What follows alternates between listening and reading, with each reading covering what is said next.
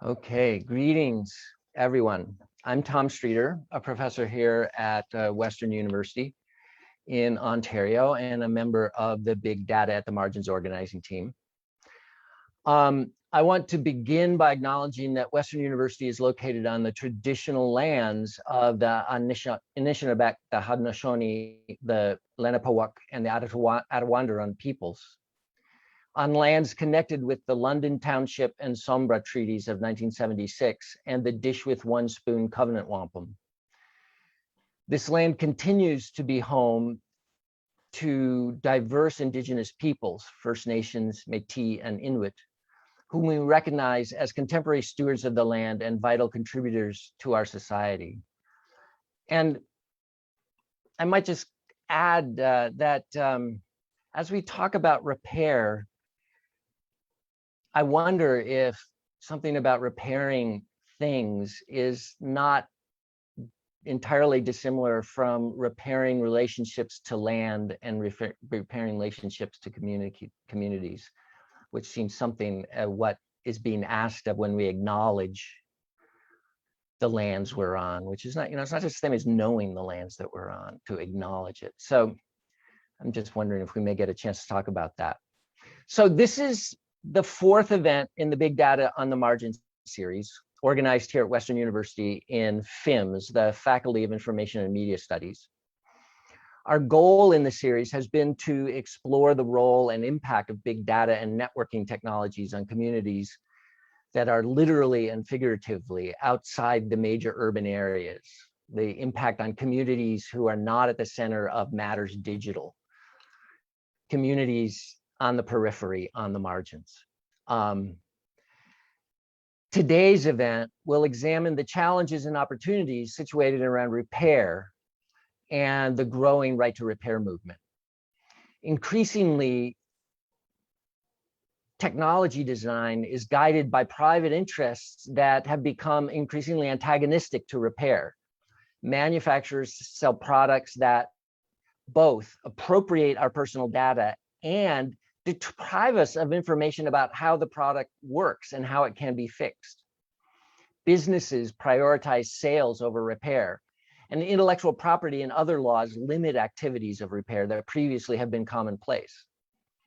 Impediments to repair have come to affect a wide range of industries and activities, including agriculture, healthcare, defense, consumer goods, and all their economic, environmental, and social consequences that come with these problems.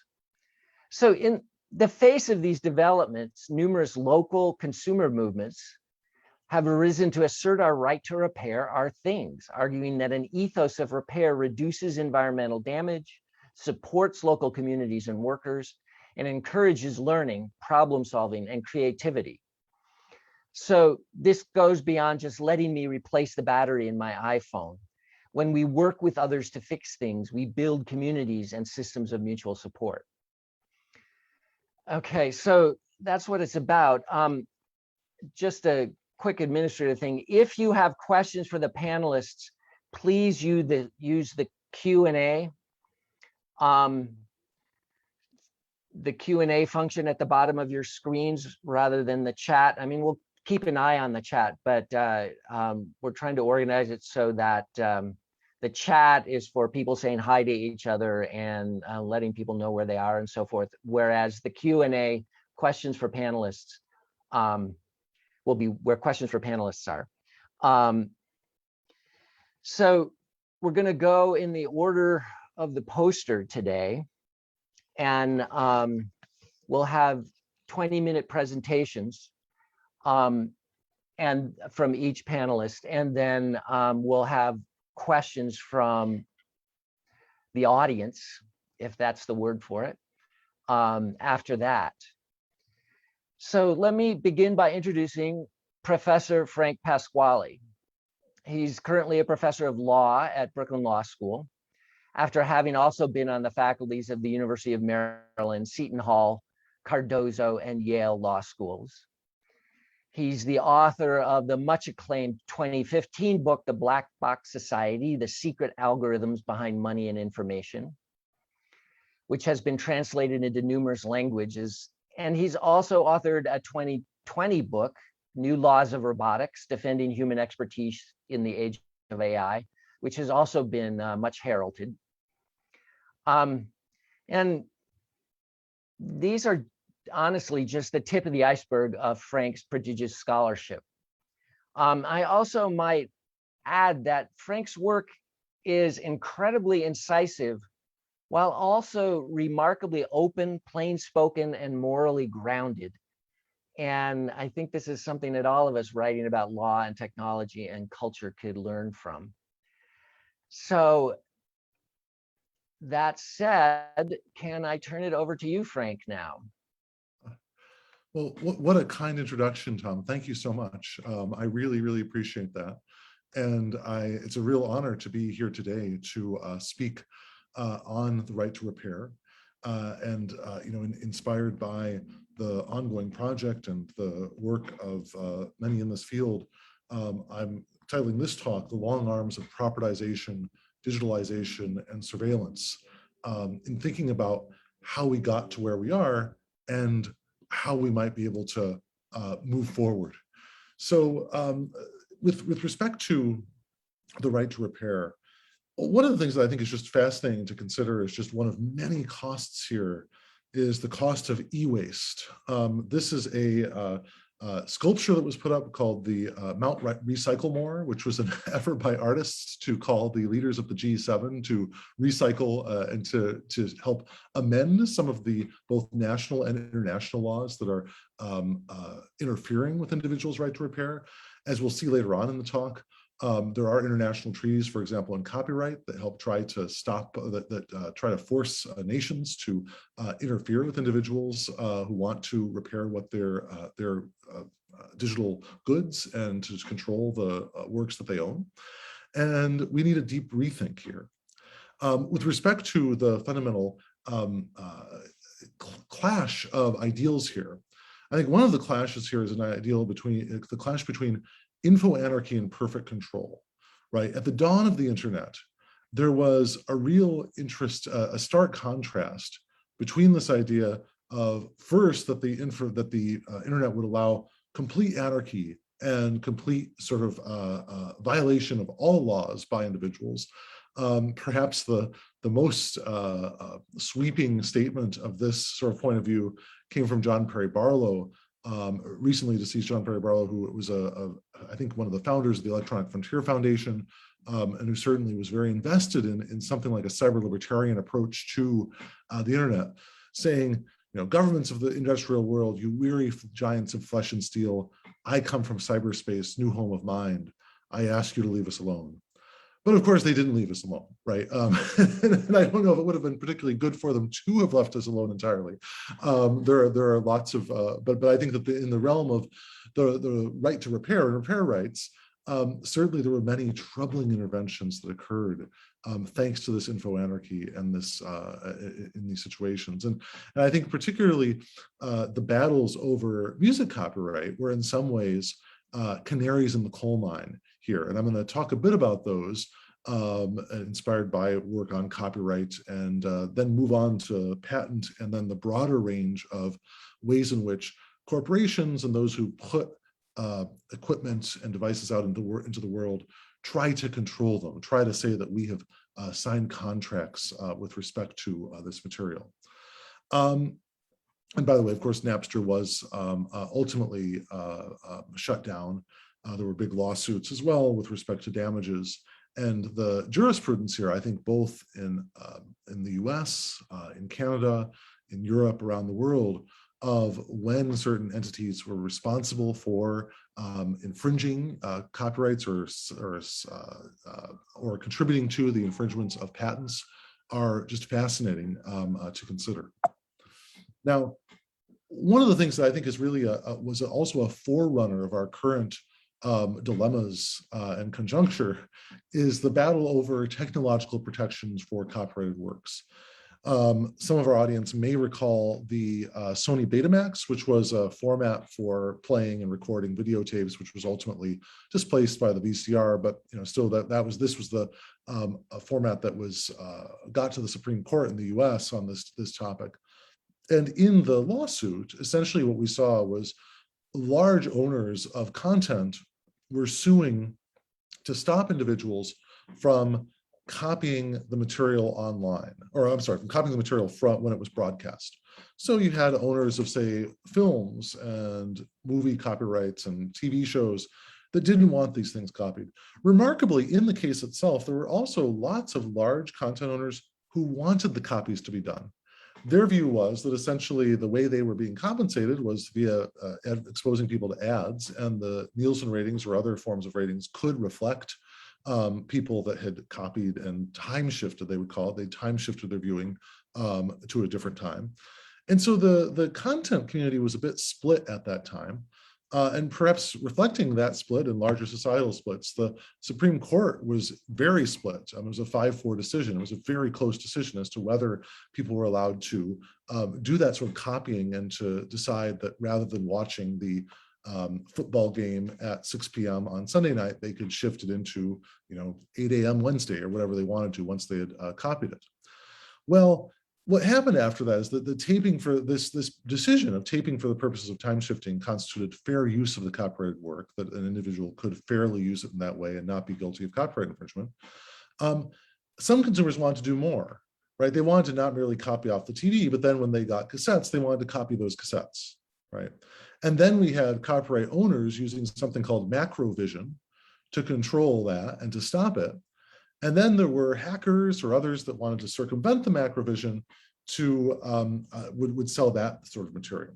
Okay, and this type of cat and mouse game went on for many years. Ultimately, culminated in the Digital Millennium and Copyright Act, made that last step illegal, right, to distribute the circumvention of these types of copyright control mechanisms or content control mechanisms, were probably a better term for them. And rather than delving into that or delving into the comparative law, which I wish I was more familiar with, but I apologize for being sort of somewhat parochial U.S. lawyer in that respect. But rather delving into those areas, I wanted to think about the should question, the normative question. Should the law intervene at any of the steps in this chain, right, of people trying to gain more control, of those owners of the either works or of things, of machines trying to stop that control, and then circumvention of those trying to stop that control? And also, is there something distinctive about expression, the subject of copyright, and things like computers, tractors, cars, etc.? Right? I mean, it's one thing for an individual to say, I want to put out my book into the world in a certain way, or my movie into the world in a certain way. Or to say, maybe I don't want anyone to watch it on a television, I only want them to watch it at the big screen or something like that. We can somewhat, I think that there are some rationales for respecting the artist there, although there is also some counter rationales. But when you think about the tractors or cars, that may be another matter entirely. And in that respect, I have to highly recommend at the outset the book by Jason Schultz and Aaron Perzanowski called The End of Ownership. It's a wonderful MIT Press book that really lays out the problems in terms of these things, and also with respect to the copyright expression, and also gives us a good roadmap of the very practical legal steps that could be taken with respect to addressing those.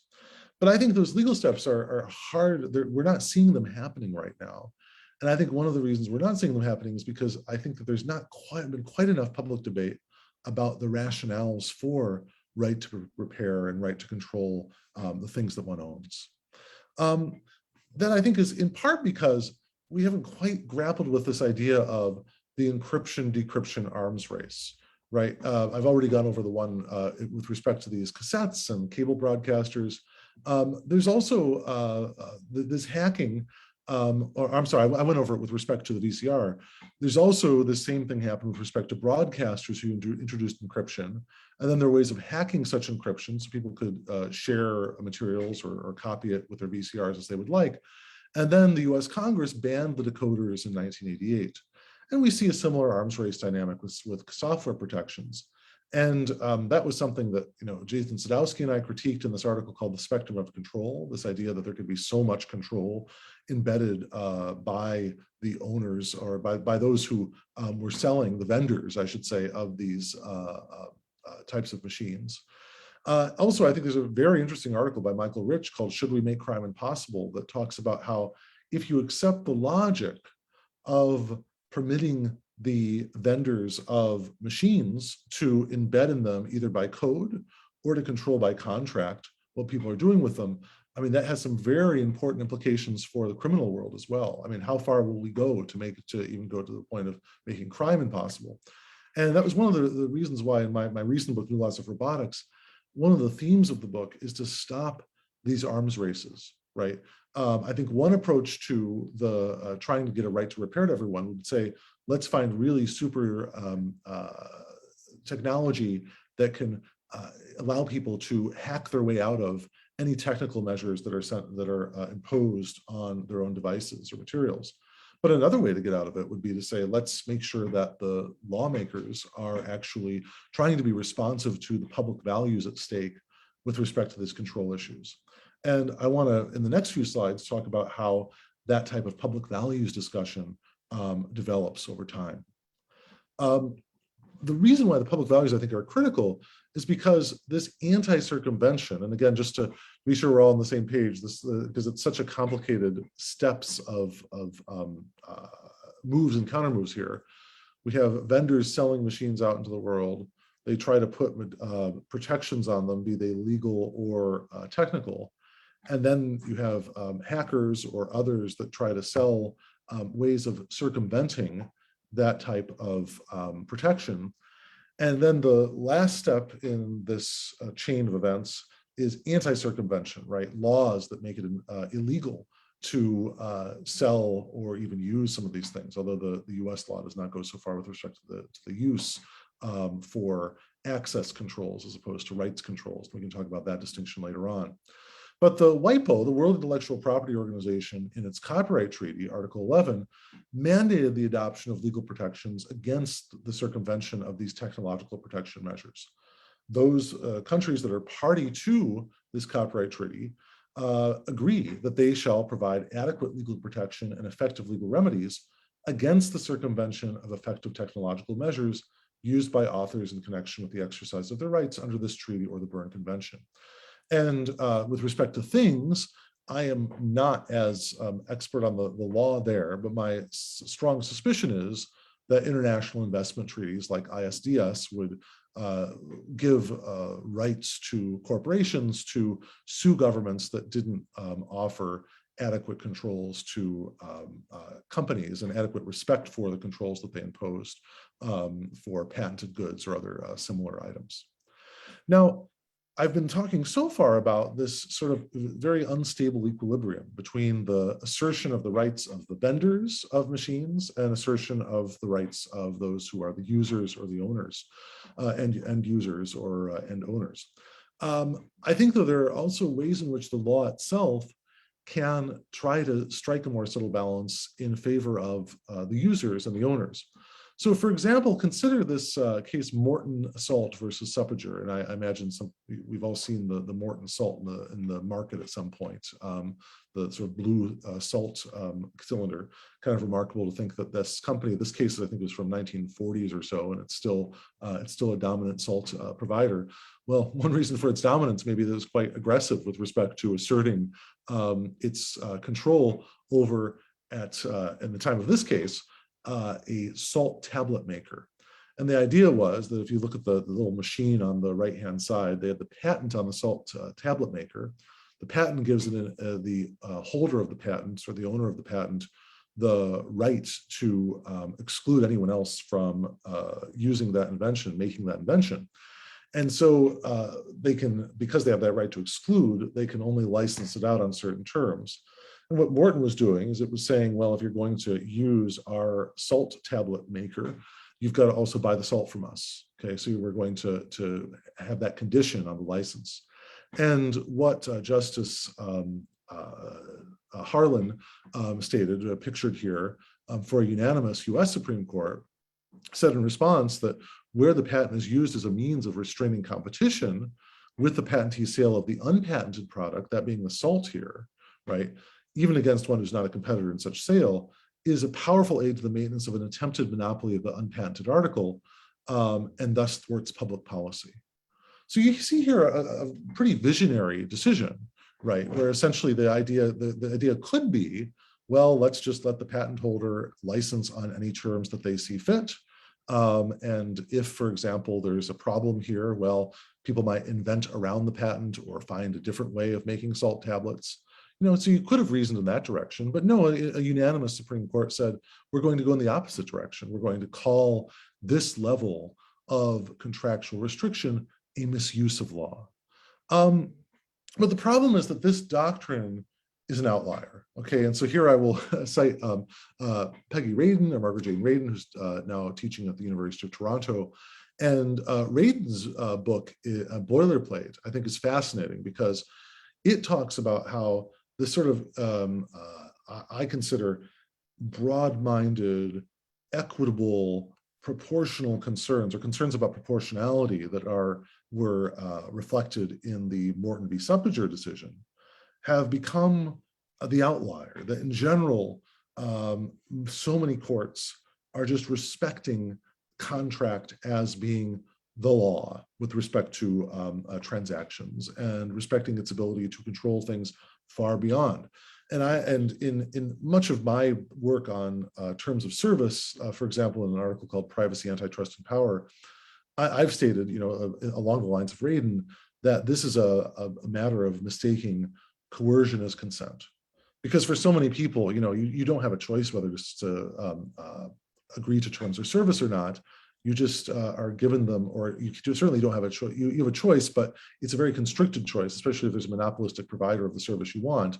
And it's not really the type of choice that I think contract doctrine is meant to create, because you have no choice, no way to negotiate it, right? When we accept these things, like for example, the John Deere tractors that make it so difficult for farmers to repair their tractors, or the Monsanto crops, et cetera, those things are, the terms of those are often just imposed, and there's no way to really negotiate for better terms. And the whole rationale, I think, for contract is to say that that should be a regime of law that is meant to reflect the bargaining of equals.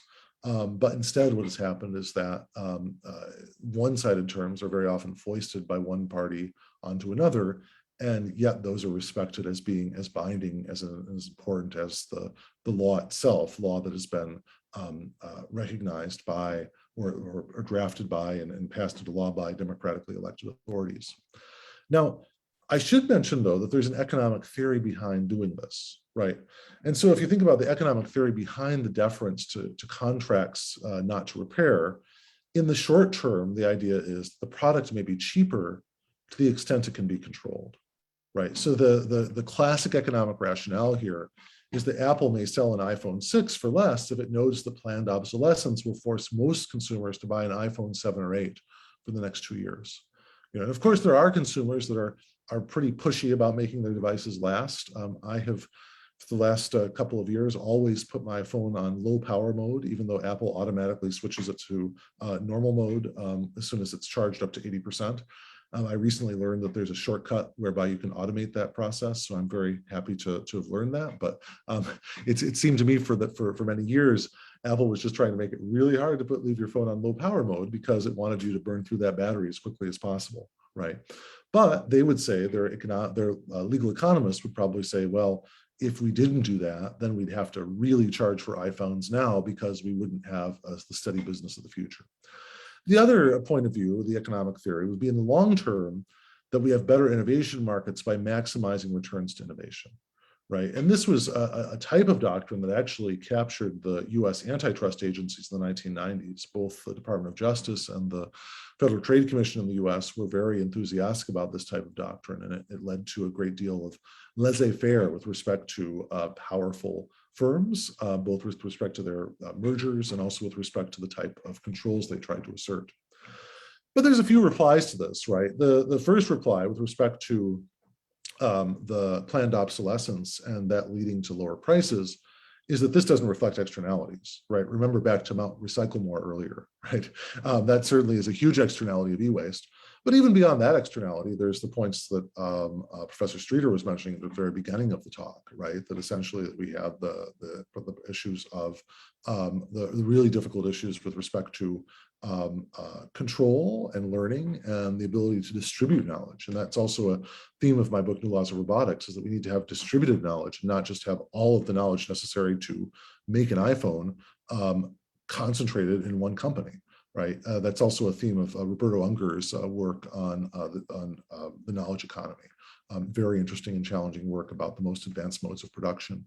And in the long term, the foundations of innovation are much more social, right? They're not just about one company. If you look, for example, at this slide from Mariana Mazzucato, this is based on her book, The Entrepreneurial State.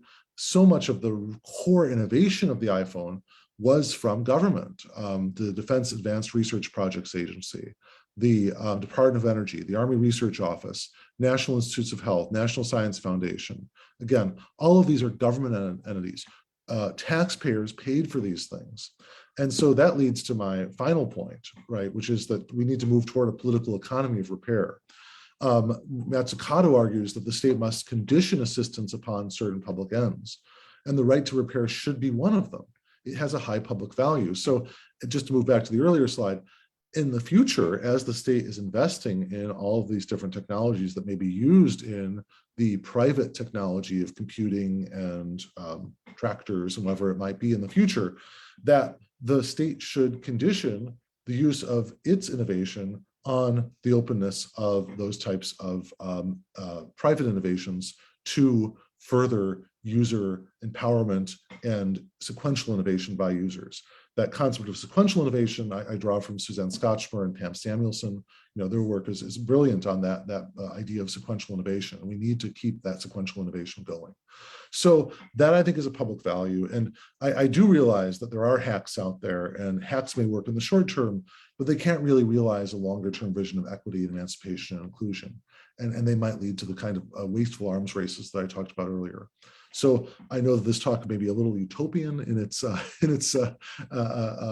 angle here, and certainly I realize there are lots of problems in terms of broken political processes. But I hope that it will be something of an inspiration for those seeking reforms in this area to try to make sure that the private use of public innovation is conditioned on the type of sustainable, ongoing, sequential innovation by users in general. With that, I'll cede the floor, and thanks so much.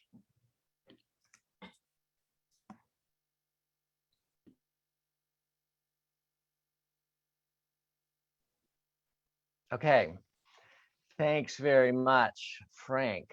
Our next speaker is Steve Jackson, who's a professor and chair of the Department of Information Science at Cornell University, as well as a member of the Department of Science and Technology Studies. He is famously brilliant and gentle as a scholar, and he is an energizing collaborator and has been central to a wide range of research on how, in his words, quote, people organize, fight, and work together around collective projects of all sorts in which technology plays a central role. And he's also works on how infrastructure, social and material, forms foundational to other kinds of human action, how infrastructure gets built, stabilized, and sometimes undone. So with that, I do commend you look at his many fascinating publications, but I will let you do that in the background, and we'll turn it over to Steve. All right, thank you, Tom. I'm a bit embarrassed at the introduction. The gentle part makes me think I should go punch a kitten or something, but I won't do that. That would be mean. And actually, one correction: I'm not the chair anymore of information science. I'm happy to say I'm in retirement from that, and it's kind of nice not to be the chair as we still live through our still kind of COVID-y moment. I'm super excited to see the list of people on the side and the list of locations. I shudder to think of do the time zone conversion, but thank you all for joining us. I don't have a slide deck. What I'm going to do is talk through some of the excellent questions that our organizers set out for us. And I'm going to do so drawing a little bit on some field work that I have done with collaborators. Primarily the collaborators have done the heavy lifting of the field work sort of around the world over the past 10 years around repair communities, including in the global north, the amateur fixing movement in the global north, and a lot of what we talk about as livelihood repair in the global south, including in countries like Bangladesh, Namibia, Uganda, Cambodia, etc. The questions, in case you don't have access to the questions, let me kind of run through them, and I'll sort of give some thoughts on each of these. And I will acknowledge, like Frank, that a lot of what I'll be saying when I get to more the law side of it is going to reference some US example. But one thing that might come out in the discussion, I see a lot of different countries here on the side, is some parallels or alternate practices or common problems in other places as well. And I hope we have a chance to get to that. All right, first question that we are posed: why has it become so difficult to fix our things? And I'm going to offer three interrelated answers to this question. One is design-based, another one is political economic, and finally there's a wider cultural or maybe even philosophic ones. So the first one I want to call attention to that comes up as a dominant concern with anyone engaged in fixing stuff, some of you on the call may have engaged this, are explicit and intentional attempts at lockout on the part of device, I'm speaking of hardware now, device manufacturers. So physically, you encounter this as the glues and screws problems. So adhesives that are meant to glue surfaces together that can't be prized apart to get into phones, for example, without completely wrecking the things that are so attached. And of course, people are well aware of the proprietary screw sets that, and sort of the screw arms race, if you want, that different phone manufacturers have engaged in. So Apple has multiple generations of screws. I used to have a slide that I would show people that was the pentalobe screws back when that was the thing. And then there have been like 5 generational iterations since then. And it really is literally an effort to stay ahead of people getting hold of screwdrivers that can open their stuff. So that's on the physical side. Just as powerful a constraint for many of the livelihood repairers in the studies we've done, and also amateur fixers in the global north, live in software. So problems of SIM locking or other kinds of software embedded controls on things. An example that gathered some, Frank mentioned Apple, I'll give another Apple story. An example that gained some attention 3 or 4 years ago now, I guess, was the error 53 problem. And the error 53 problem was a situation where if you had your home button of your iPhone, back when iPhones had home buttons, if your iPhone home button was replaced by an unauthorized, a non-Apple authorized repair operation, there was a software code embedded in it that would brick the phone. So the next time it kind of connected, your phone would be bricked. And that was an intentional effort at control, as Apple has engaged in other contexts as well. So first problem, a little bit at the level of design, and it's really the problem of glues and screws and associated software parallels to that. It's also really important, as Frank has already looked at, to look at issues of business strategy and proprietary advantage. So I'm gonna do a little game. I'm sure my kids will tell me it's not a very fun game. I'm gonna give you a quote, then you tell me who said it. Okay, so the quote is, "The changes in the new model should be so novel and attractive as to create demand and a certain amount of dissatisfaction with past models as compared with the new one." All right, anyone want to guess at who said that? You can throw it up in chat if you want.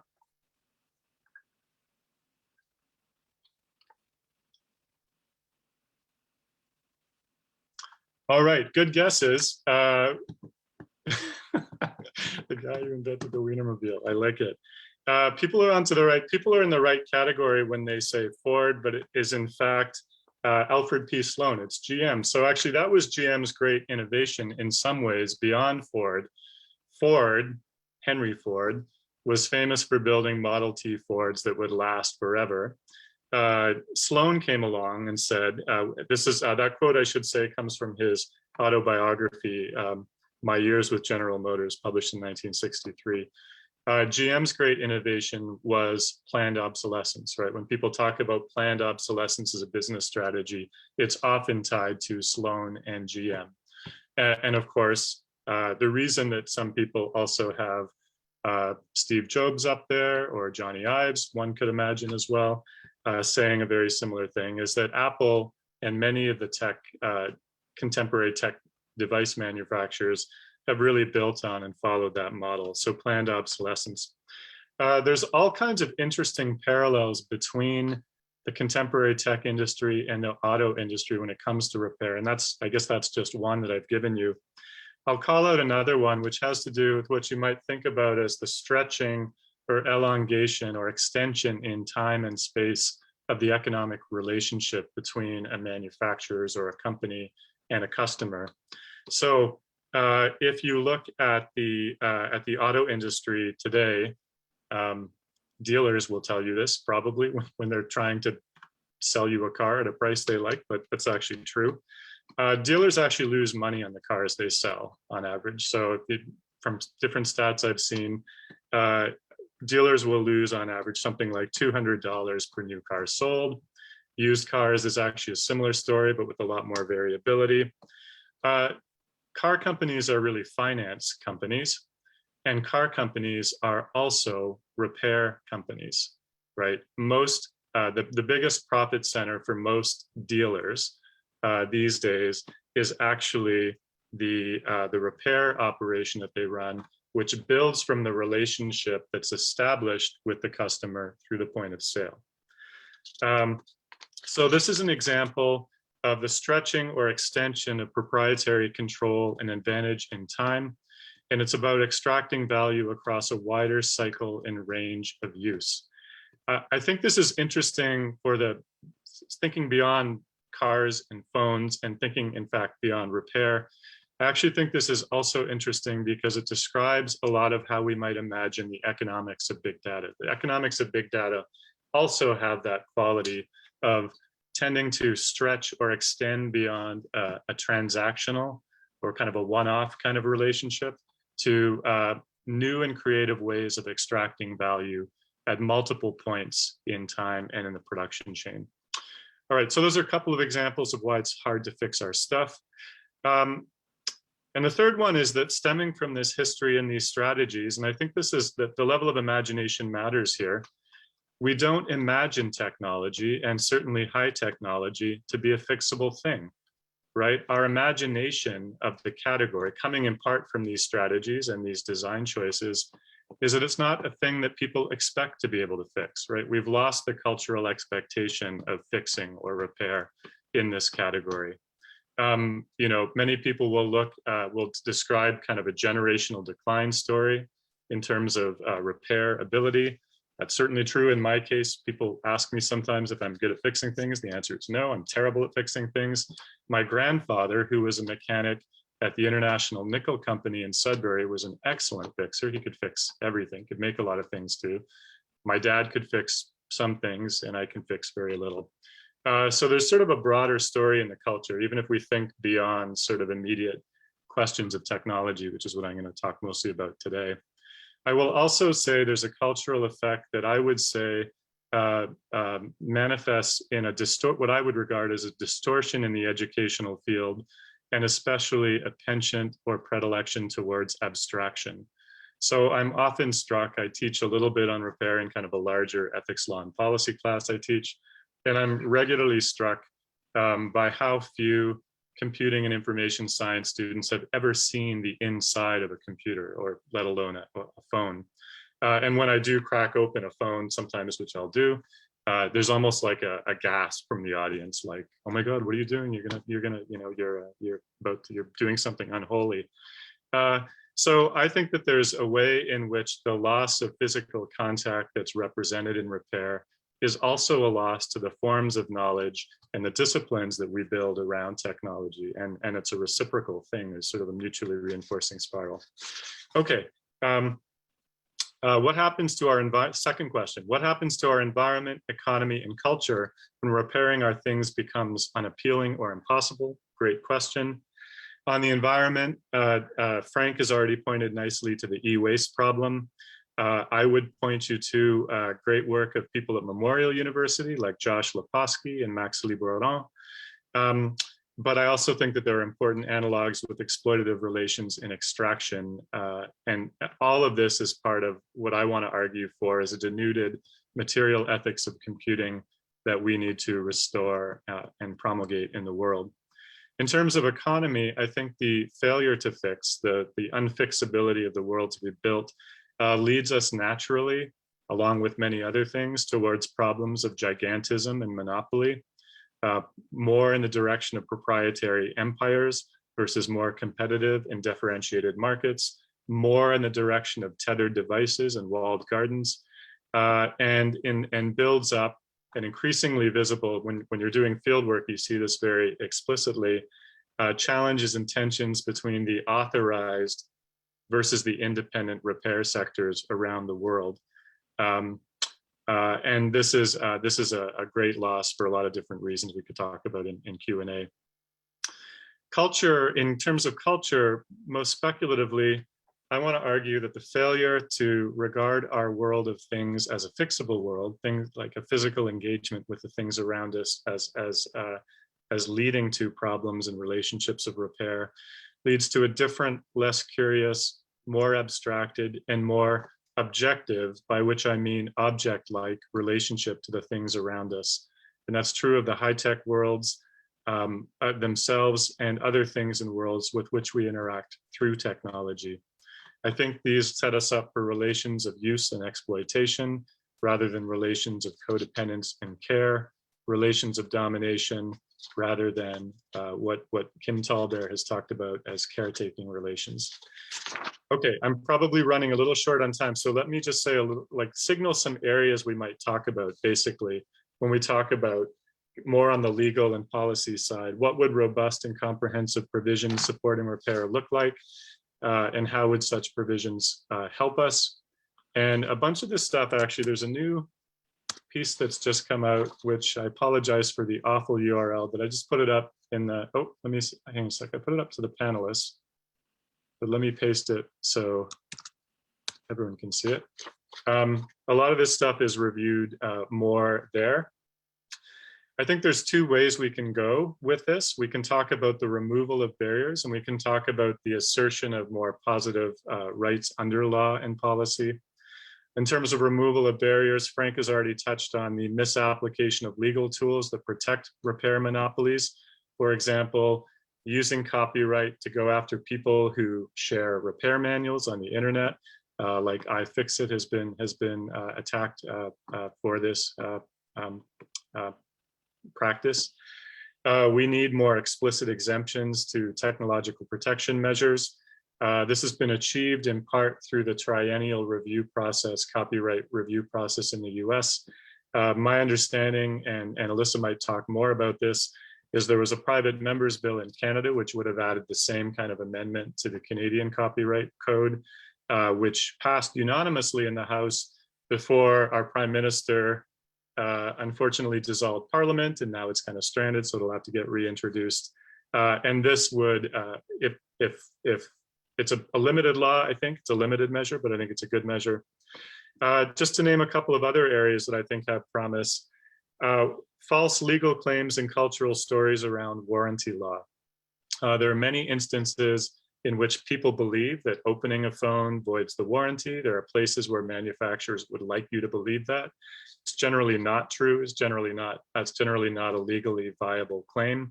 Under in the US, it would be the Magnuson-Moss Warranty Act for those interested. And I think antitrust has become an increasingly interesting tool with which we might consider the problem of repair monopolies. There's not, as Frank's alluded to, there's not a great history in this, and there's a complex interaction between patent law and antitrust, and the Morton Salt case is a great earlier precedent, and unfortunately not the road path that's been followed for the most part. There are some recent rulings around printers, actually, the Lexmark cases. There's a pairing of them that suggests the courts may be coming back around to a slightly more Morton Salt-esque, if we want to use that term, interpretation of this. Okay, so those are all some things we might look at as potential removal of barriers. And then I also want to name a few repair supportive affirmative requirements that we might try and bring into the law and bring into policy. One is more enhanced life cycle responsibilities on manufacturers. I think Europe has gone way ahead of North America on this. Some of this is attached to things that are sometimes referred to as circular economy proposals. Under French law, there are really interesting requirements that say if you're going to manufacture and sell a thing, you must agree to service it, provide access to tools, provide access to relevant information for some minimum period of time. I think that's actually a really smart law. Mandatory public repair documentation. You might think of this as akin to the disclosure function of the patent system, the disclosure function that's mostly broken in the patent system. But it could be made as a heightened condition of patent protection, right? We could think about tying these areas of law together, and that would be a new way of striking a balancing act under intellectual property that could be quite positive. And finally, we should be looking at enhanced international regimes on waste and e-waste. The Basel Convention on e-waste is the main thing that governs this world right now. And again, I'd point you to Josh Leposki's work on this. So the upshot of all this, to be clear, is that we would pay more for our phones, computers, etc. All of this eventually would get passed through, but we would come closer to paying the true cost of our devices and move further away from the myth of weightlessness and clouds that has long clouded our thinking about computing and technology. We might also build more robust and comprehensive repair sectors and open up enhanced practices and possibilities of both owner-user and community or collaborative repair that are currently limited or precluded by design, by law, and by culture. And in doing this, again, most speculatively, we may begin to build more intimate, knowledgeable, and responsible relationships with the things and worlds around us. With apologies for running long, I'll wrap up there.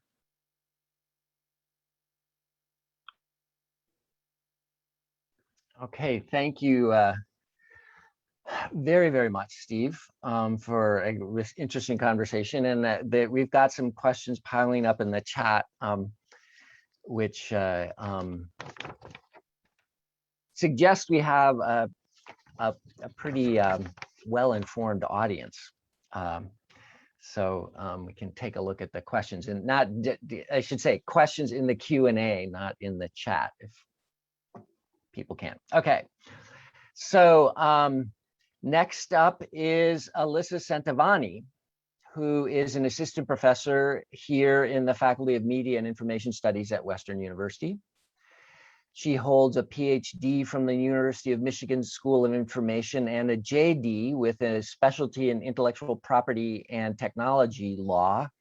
I just learned that she worked in law school with Jessica Lipman, someone whom I've long admired. And her work explores the processes of socio-technical transformation, and in particular, the coevolution of technology, intellectual property law, social practice, and ethics.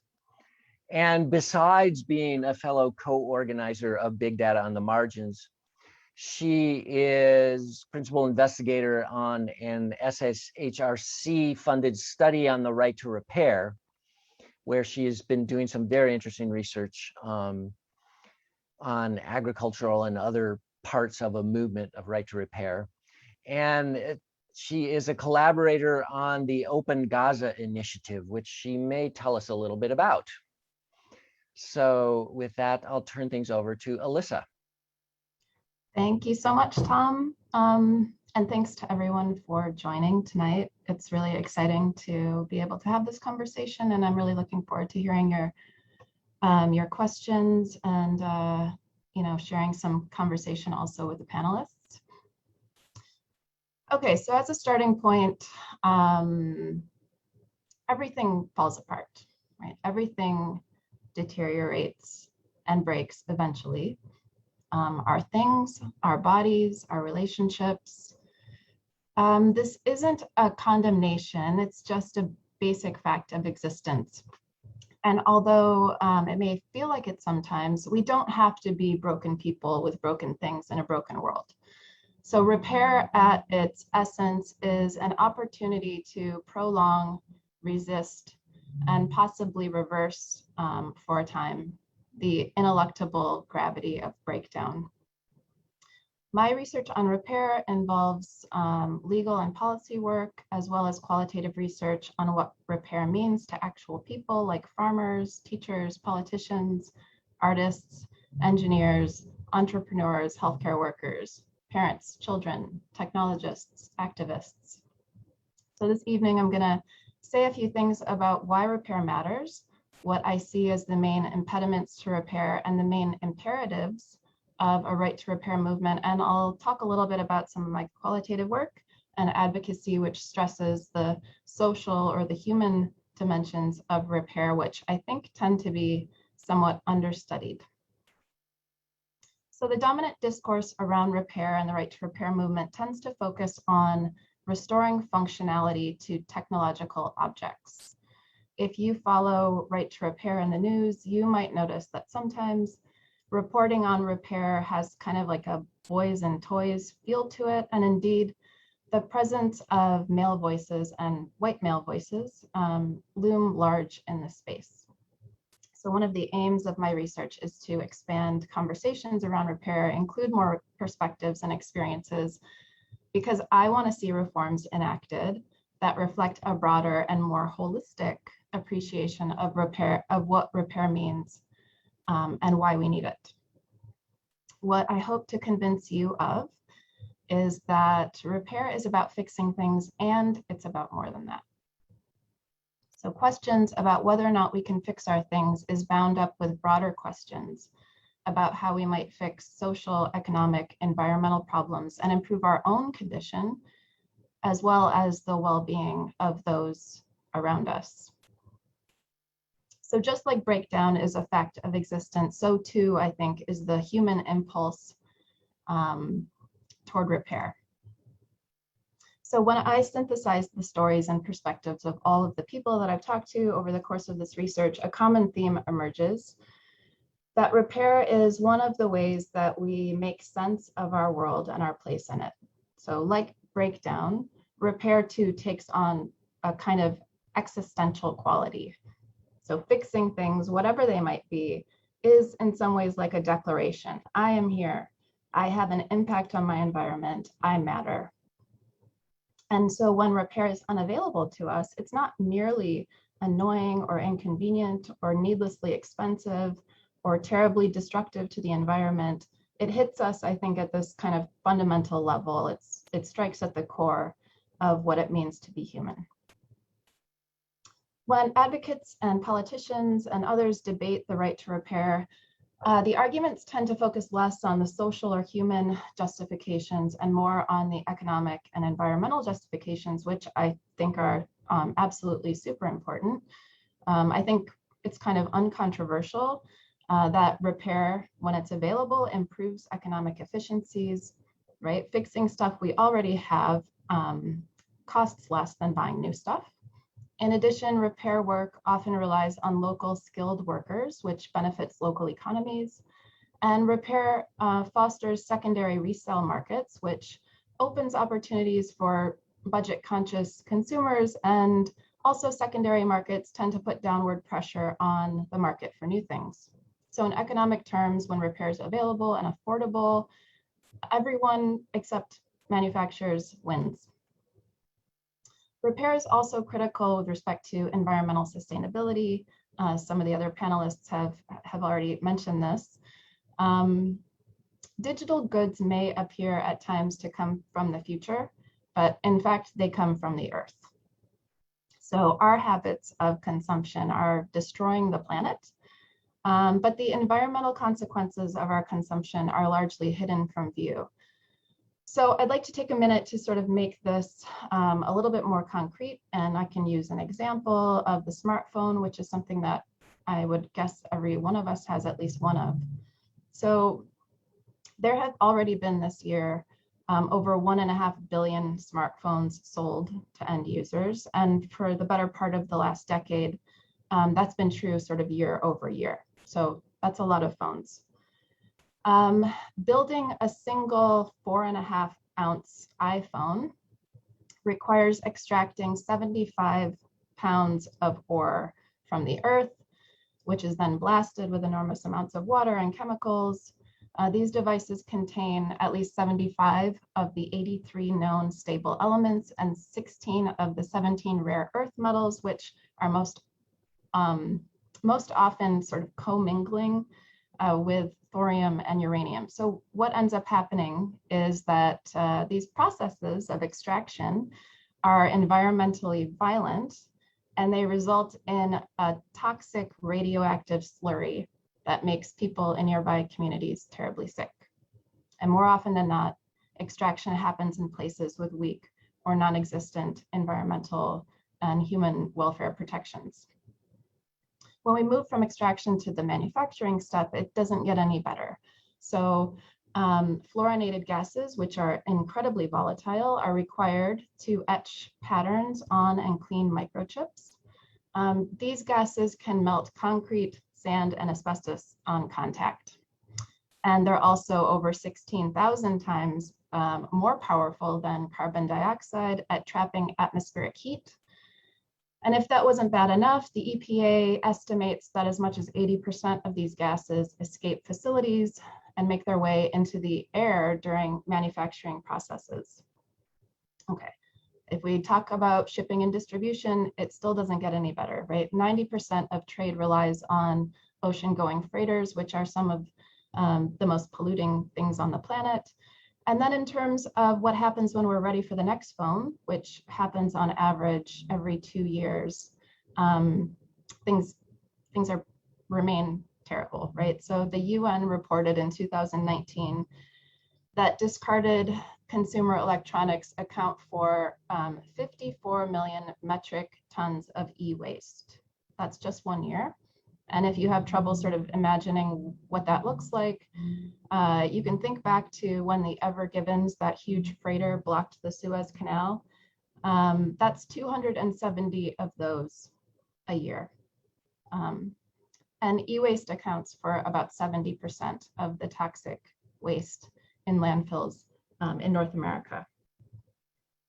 So while all of us probably have a smartphone, most of us aren't aware of or don't have to confront the environmental costs of having one, because the things that I've just been describing are negative externalities, which means that the parties to the transaction, the sale and purchase of the phone, can largely avoid the immediate effects of these horrifying statistics that I just mentioned, while sort of invisible others can't.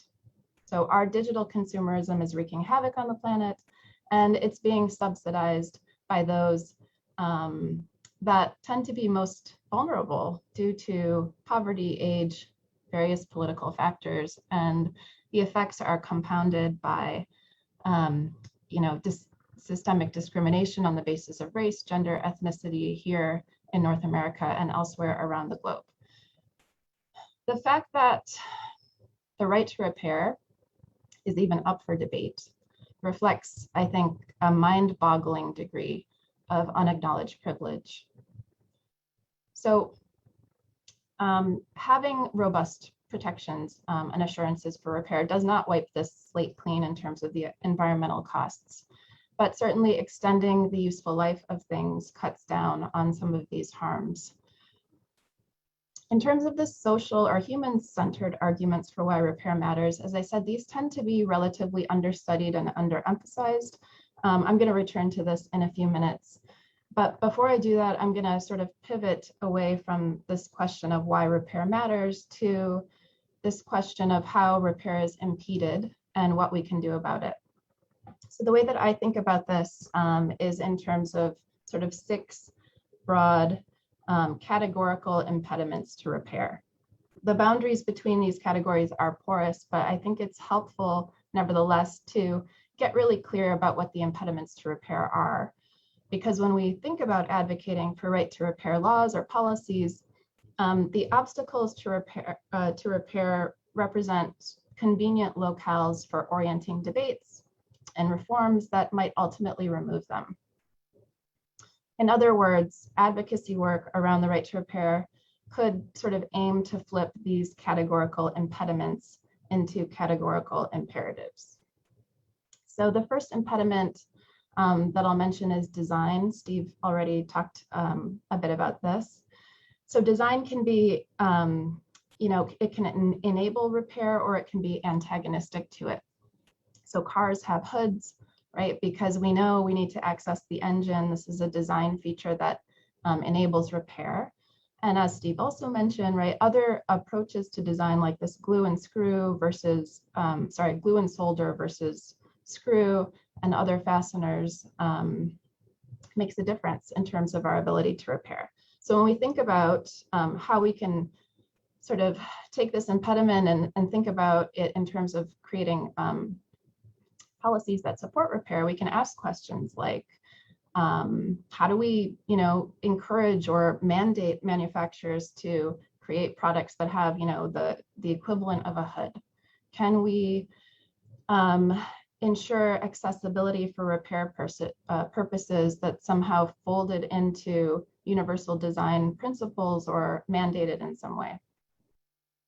The second sort of category of impediments are economic impediments or business models that incentivize replacement over repair, that promote technological and affective obsolescence, that obfuscate the anticipated lifespan of a product, that hide the true cost of an item by exploiting these negative externalities.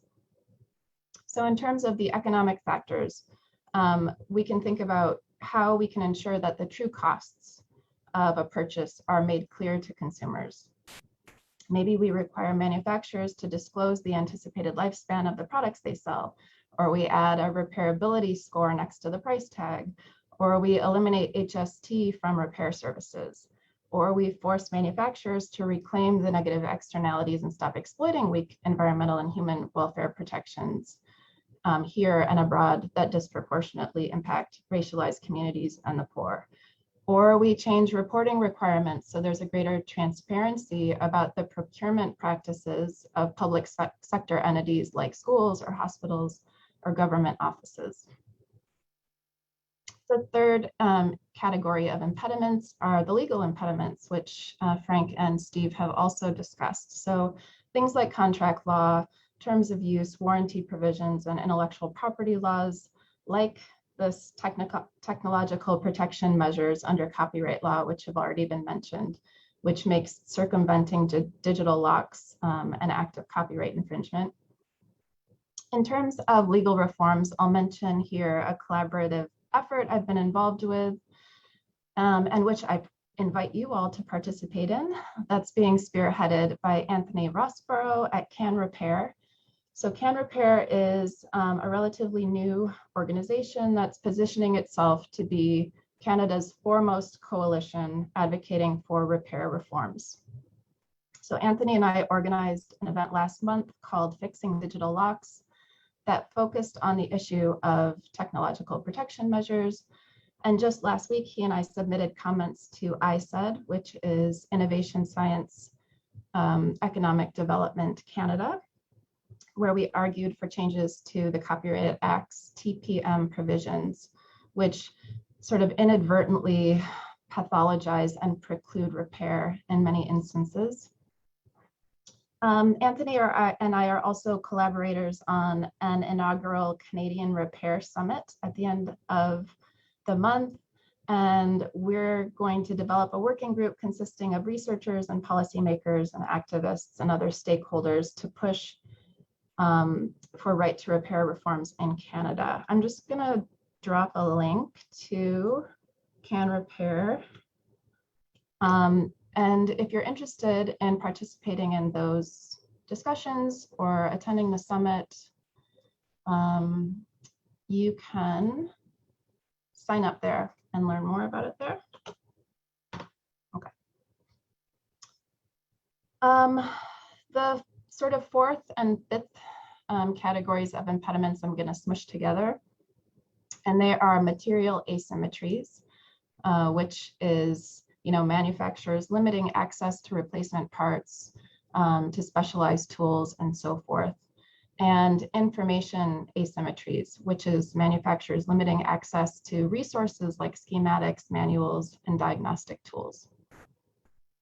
So the material and information asymmetries are where we see, I think, the most action in terms of right to repair reforms, with organizations like iFixit and repair.org and the Restart Project pushing for consumers to have access to replacement parts and diagnostic tools and manuals and so forth. I'll also mention here a couple of other collaborations that I'm involved with. Tom mentioned one of them, which is the Open Gaza Initiative, which I'm working on with an organization called GLIA. GLIA was founded by Dr. Tarek Loubani here in London, Ontario, and now also has offices in the US and Gaza. So Tarek and his amazing team have been doing humanitarian work, developing high quality, low cost, open source 3D printed medical equipment for several years. So the Open Gaza Initiative sort of continues GLIA's work, but adds an emphasis on repair. Just to give a little bit of context, hospitals and clinics in Gaza are full of broken or barely functioning medical equipment, which obviously negatively impacts the quality of care and quality of life there. Obtaining necessary replacement parts in Gaza is particularly difficult due to the blockades and constraints on the import of materials and people. In sort of a twisted irony, Gaza also has warehouses of donated medical equipment that's also broken, which increases the burden on an already overtaxed system and obviously doesn't help. So the Open Gaza Initiative has a few aims. First, we plan to assess and catalog what's there in terms of medical equipment, what's broken, and sort of begin to prioritize equipment for repair.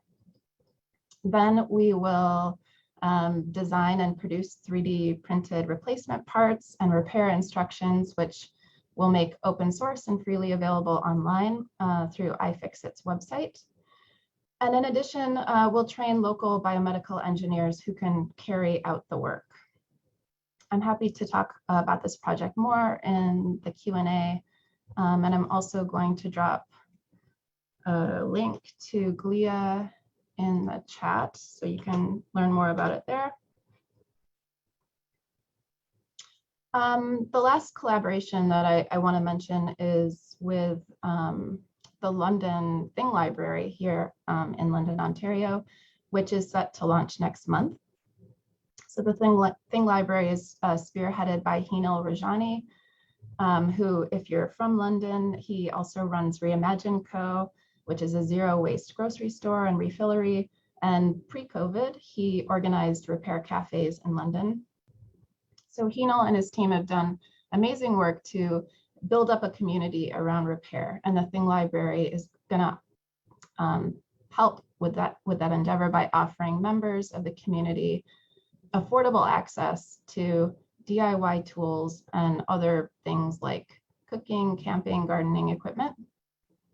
So these kinds of community-led efforts are thankfully springing up like mushrooms all over the place. And I think they're making huge progress in terms of correcting some of the material and informational asymmetries that impede repair. As a researcher, these collaborations with the Open Gaza Initiative and the London Thing Library also provide really key insights into the last sort of categorical impediment, which are the social or the human factors. So again, like I said, I think there's relatively less discussion and research here, but I found factors like in my research, like a lack of confidence in one's skill or ability, a fear of making it worse by trying to conduct a repair or even being injured, weak social support, apathy and overwhelm, a lack of interest, desire, time. All of these things play a huge role in whether people will view repair as a viable option. What I've also found is that repair is a situated practice, which, context matters here. Just to give a quick example from the Open Gaza initiative, we found that corruption is a confounding factor, both in terms of how we might prioritize items for repair and in terms of recruiting biomedical engineers to do the repair work. I can talk more about this as well if you're interested. So we have to consider what might be the imperatives here that will reduce some of the social or human-sided impediments. So certainly more support, more resources, and I think also more opportunities to experience the positives that come from engaging in repair work. So things like learning, curiosity, problem solving, creativity, feeling useful, responsibility, confidence, a reduction in the tyranny of waiting, self-reliance, autonomy. I think also finding ways to move beyond seeing repair as a purely instrumental matter is also important. So yes, we should be able to fix our stuff, but let's not ignore that fixing our stuff is bound up with fixing bigger problems and improving our own condition, right, and the well-being of others. Repair helps us generate meaning from the experience of existing, and it helps us fulfill that basic human desire to feel like we have an impact on the world, right? It's this declaration, I'm here, expressed with an often profound sense of common humanity, of continuity, of gratitude, joy, and power. So I'd like to end by showing you two little things from my sort of personal life, if I can do that. The first is this book that I recently retrieved on a visit home that's called Things Your Mother Never Taught You. And this is a book that was published in the early 70s by a woman named Charlotte Slater. And she, it's like this 28-year-old woman who published a weekly column in the Detroit News where she would sort of tackle a repair task each week and describe to people how they could, fix a crack in their concrete or, any sort of number of things. She says on the back cover of the book, she says, "This is a handbook to liberate women from the tyranny of waiting. For a husband to make repairs on the weekend between games on TV, waiting for the plumber or electrician to come by sometime next week, or waiting for the bill." So this was like a little treasure that I found. I was very happy to reclaim it. Just for what it's worth, my mother is capable of fixing, more than pretty much any other human I've ever met on earth. And so, she did teach me some stuff. The other thing that I want to share is this, which is my daughter's toy phone. I don't know if you can see it, but you might notice that the screen on this toy phone appears cracked, but it's not actually cracked. The toy is actually manufactured to appear cracked. It's designed that way. It's designed to appear broken. So of course, as a researcher who's doing work on right to repair, I think about what this means. Like, what does it mean that my kid has a toy phone that is made to appear broken? Like, what does this mean? What is this saying to us? And I guess my last thought here is that, breakdown is normal, but that doesn't mean that we need to normalize it. Like, we can't afford to be broken people, or broken with broken things in a broken world, and we're not. So I want to just quickly just express my gratitude for my collaborators that I mentioned, and also note that each of them, so Anthony Rossborough with Can Repair, Tarek Lubani with Glia, and Hinal Rajani with the London Thing Library are going to join us in the workshop that follows tomorrow afternoon. I think there's still some spots open.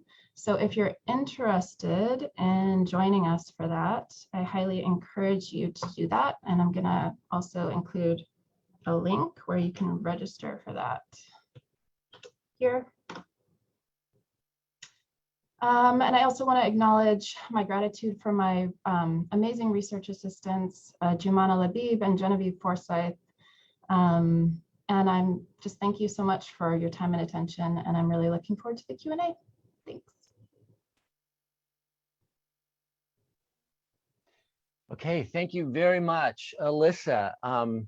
We've got quite a range of questions to answer and a whole lot of interesting issues and intersections between the presentations. I'm wondering if first I'll ask the panelists if any of you would like to comment or question something in one of the other presentations. So just give panelists a moment to talk to each other if they wish.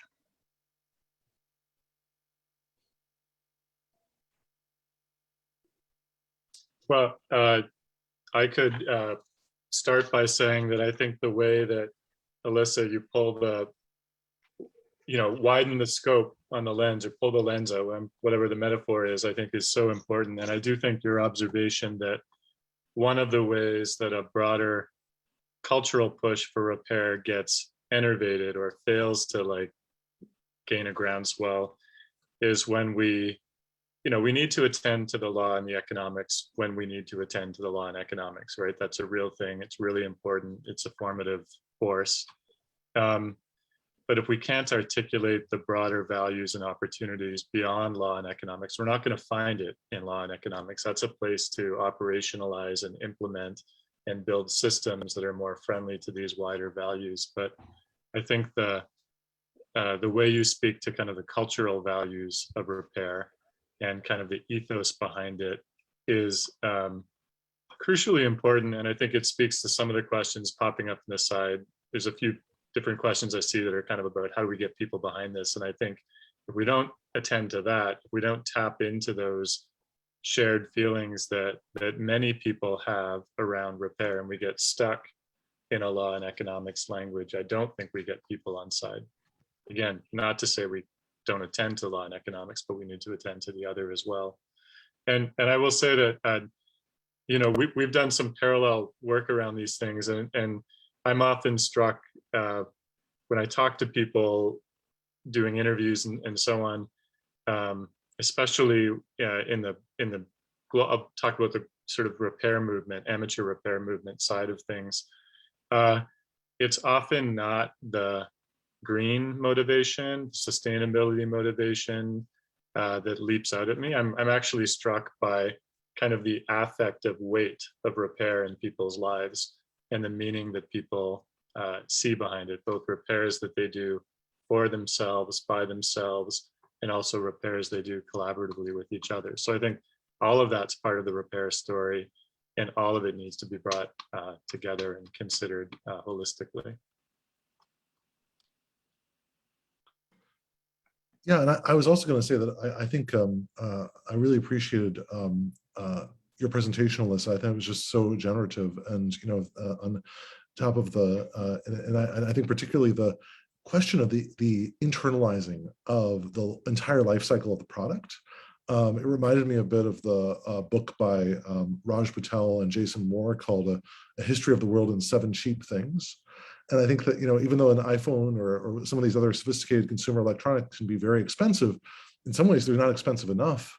On some level, they're not really compensating the people who are bearing the brunt of their disposal, of their, and I recently read a science fiction novel called Waste Tide by a Chinese author, Chen Qufan, and it was just fascinating to sort of see the thick description in a novelistic form of what it's like to live amidst, this waste being taken apart, burnt, thrown into rivers to pollute them for a long time.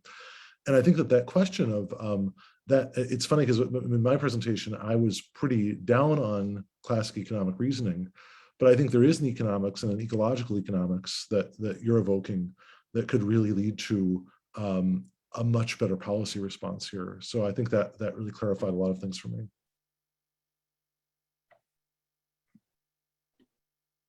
Thank you. I mean, Steve, like, I learned this from you, right? So you get credit.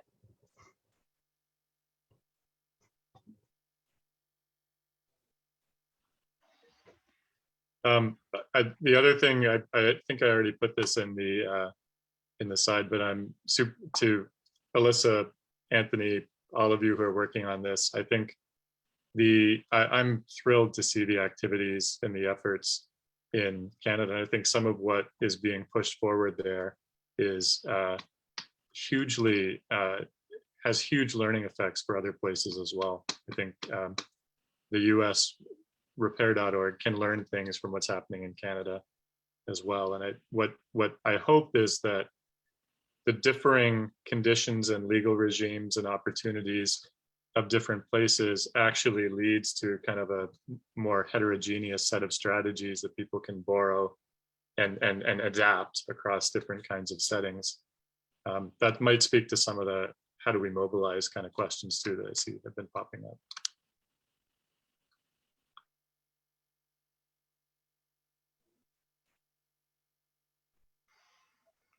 Okay, well, I'm noticing we have quite a range of questions, and I was trying to figure out how to pull them together and pull them apart and sort of make it more efficient and summarize them. And but there's one question that I kind of think maybe we might want to start with, and then bring other things in. And this comes from Professor Sophia Locklear, who's a professor here at Western. And she says simply, I'd love to hear about the right to repair, how the right to repair relates to colonialism. Would anybody want to get started on that? I mean, I could just say something very brief, which is just that I think that the question of digital colonialism is a really resonant here. I think particularly of the sort of pushback against Facebook with respect to its free basics in India. There, the idea was that Facebook would come in and give free internet access, but it would be an internet structured by Facebook. So it would violate all manner of principles of net neutrality and the Indian government, and I think a lot of grassroots opponents pushed back. And I think that was sort of and you know, you have this, I think a similar sort of Faustian bargain is being offered by the large tech firms that say, we'll give you this amazing device, but just agree that only we can repair it, right? And I think these sort of Faustian bargains of colonialism are evident there. I think also, like in the Coldry and Mageas book about I think their book is particularly fascinating in terms of trying to really extend that metaphor, the colonialism metaphor, to the rule of multinational corporations and imposing terms on those who they bring their goods and services to. So and they have a wonderful passage in the opening of the book that compares.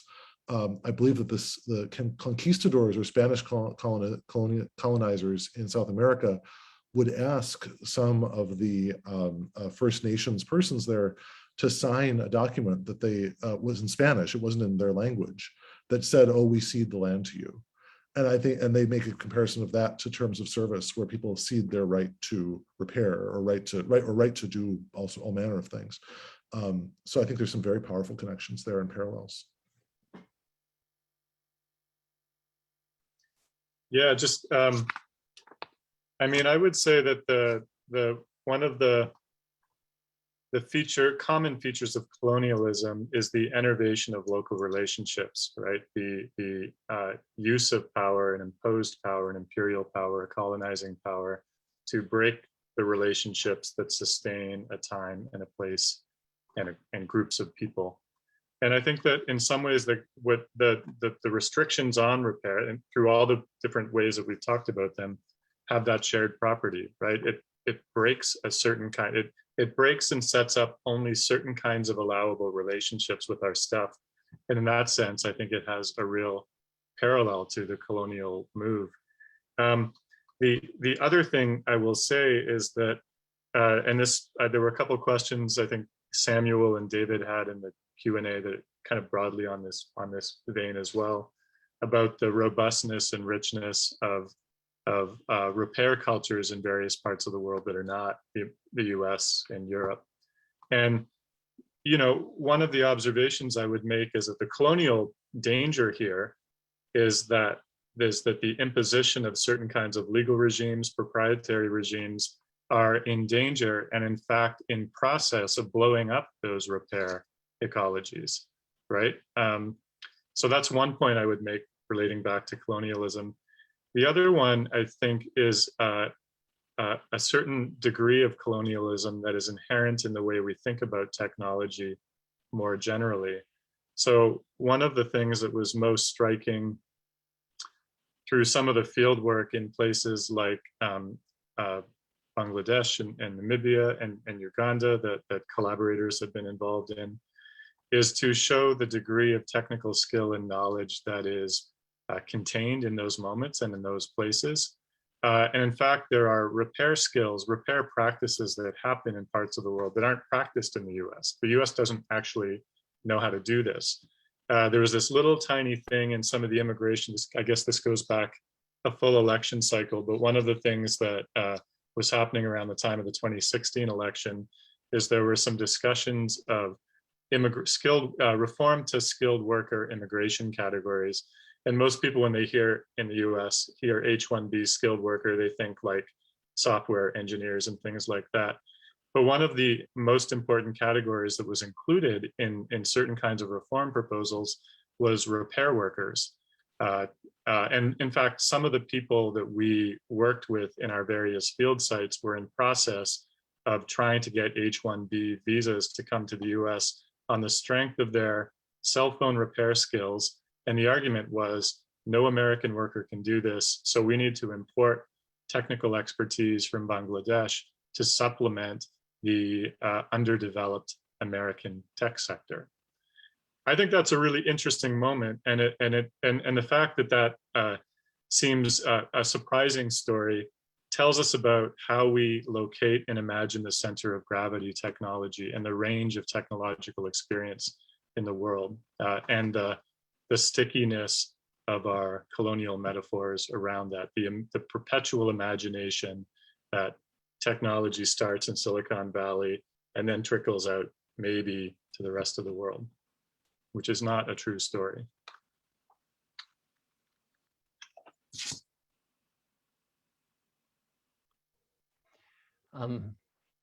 Okay, thank you for those responses. I'm trying to figure out ways to combine some of the questions there. There's various kinds of overlap, but all the questions are interesting. And maybe this would be a good time to address the how to achieve reform question. Where's the place? What are the effective strategies to get progress on this? We kind of know why, and we know the enthusiasm, and we can point to all the issues raised here. How do we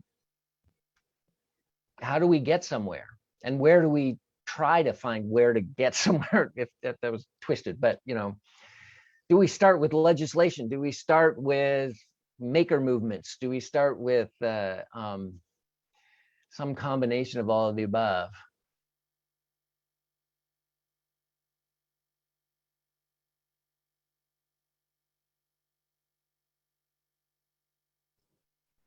Okay, I'll take a stab. I don't know that I have the answers to this, but I think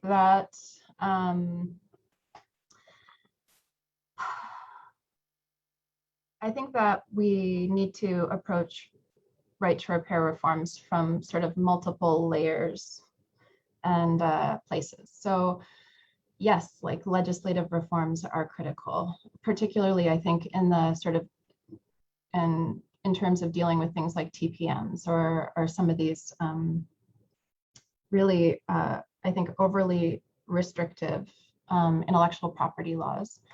I think that the grassroots efforts are also critical because they offer, people opportunities in a really tangible way to engage in repair.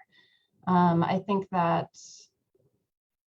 I've been thinking about this question of design that Steve raised, and which I've also thought about too, which is like, what would reforms look like that actually sort of affect design? Like, could we push for a bill that would, impose restrictions on manufacturers in terms of creating products that are repairable to some extent, or how would we go about doing that? But I think another way to think about reforms are to sort of take a step back entirely from the sort of realities that we face and the special constraints that we face as a result of this like digital world that we're living in. I mean, repair has always happened, right? Like, we've always engaged in repair work. And so the struggles that we have with it now, I think, part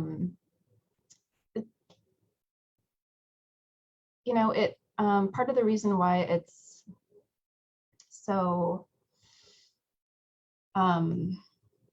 frustrating, I think, is because it's just really sort of expressing how out of touch manufacturers and laws are with kind of normal human behavior, right? And so I think it's also helpful to, I guess, sort of revisit things that we've always done and, push forward in terms of ensuring that the reforms reflect actual practice.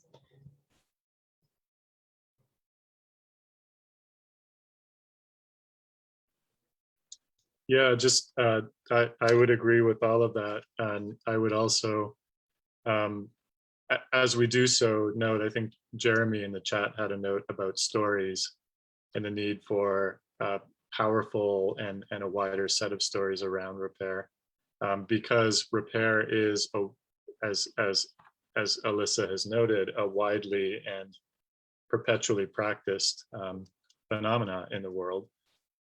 We need to name it, we need to call it out, we need to draw attention to it in its diversity. And when it comes to building kind of support, I think being strategic, one of the things I'm really struck by, a question came up earlier in the chat too about how do we convince people of a wide range of political perspectives to maybe buy into this or take this on board. I don't think repair is anything like a left-right kind of issue, actually. And when I think about the people I've encountered engaging in it, in the places I've studied it, they're kind of all over the political map, to be honest. But one of the interesting, really smart political moves, I think, that we saw happen in the US around the sort of the 3-year copyright exemptions review process was the selection of the John Deere and the figure of the American farmer, right? And it was an extraordinarily powerful and smart political move to choose John Deere and the American farmer as the poster child for repair, right? Because that really mobilized, the idea that a farmer, God-fearing American farmer can't fix his, because that's typically how it's imagined, own tractor was a really powerful move. And it really, I'm not condoning the cultural politics that makes it a powerful move, but if I'm a strategic actor trying to get buy-in and support, I think a little bit of strategic essentialism, I guess, in some weird way, is fair game. And thinking about the stories that resonate, and thinking about the stories that resonate widely and across multiple groups, and multiplying that set of stories and the heterogeneity of stories, I think is part of how you tell a more holistic and comprehensive and compelling story about repair. And maybe that feeds into some of the mobilization. Yeah, and I would just briefly add to that I realize the time is short, but I would just say that other items in terms of the triennial review in the US for the DMCA exemptions were very interestingly resonant. Like it allowed the jailbreaking of voice assistant devices like the Amazon Echo and Google Home, right? And I think that focusing on things like that it's like it's in your house. If you can't control it, if you can't verify that this thing's actually turned off or not listening to you, it's quite Orwellian, you know. And similarly, widening the rights of people who wear digital devices, that could be another one, and expanding the universe of devices that security researchers can review, I think is another very important one, because without the security research, that can be something that I think legislators can understand. They can see, wait a second, you know, we all believe in cybersecurity, and yet people are being told that they can't try to audit and truly understand the level of security in devices. All of those, I think, might be resonant examples along the lines of the John Deere tractor. Yeah. I'll just add one more thing, if that's okay. Actually, in response to Steve and to Frank as well. So Steve, I think your point about sort of being strategic about the stories that we choose to tell is really critical. And it occurs to me that, you know, another obvious one might be sort of what Frank was just alluding to, which is, you know, either wearables or even, you know, medical devices that are literally embedded in our bodies, right? We have this, I think we see a sort of trend where we are having a more sort of passive and dependent relationship with technology, which certainly influences our thoughts about repair. And nevertheless, we are like, they are extensions of ourselves, whether sort of metaphorically, you know, with everybody always being attached to their phone, or quite literally in terms of having an insulin pump or something, or a pacemaker right in our body. And so that might be another sort of strategic thing to look at. And Frank, I was wondering if you could clarify about the triennial review process. Is that because we don't have that here in Canada? We actually have like a very open-ended non-process where we can, sometimes they'll sort of invite comments and we can write something up, but there's like very little in terms of a formalized process. And I'm wondering if you had thoughts about the triennial review process, if you think it's a good thing. My understanding, but I could be wrong about this, is that, you know, at the end of 3 years, the exemption sort of evaporates unless it's put forward again and approved again. Is that right? So I'm just wondering, in terms of, you know, working on reforms in Canada, what we can learn from that. I do think that it's an interesting administrative process, and I think that, you know, and having the Library of Congress administered is quite an interesting element of it as well. I think that but I have to admit that I don't know about the nitty gritty of the process itself. I try to keep track of what they exempt, but I'll have to defer to Steve on that, I think. But yeah. Yeah, no, I mean, I think it's got, I guess it has the advantage of malleability, but it's not, I mean, really, in some ways, if it could be passed more permanently into law and it didn't need to be fought for and renewed every 3 years, that would have some strong advantages. You know, I think the ability to pass laws is declining. Effective lawmaking in the U.S. is really is struggling right now in Congress, and sometimes when that's blocked, then a bit of additional administrative flexibility and creativity in the agencies is good. And I do think, like, I like what they've done. Like, I've been fairly impressed actually at how groups have used the DMCA exemption, the triennial review process, to actually do some really good, like make some really good improvements to copyright law as it's passed on the books. So I wouldn't know how to compare that to the Canadian system, but I guess in Canada, it's not set in like every 3 years there's this thing. It's just periodically comments are called for and then maybe action is taken. Is that kind of a fair description? That is true. And basically the reality is that action is not taken.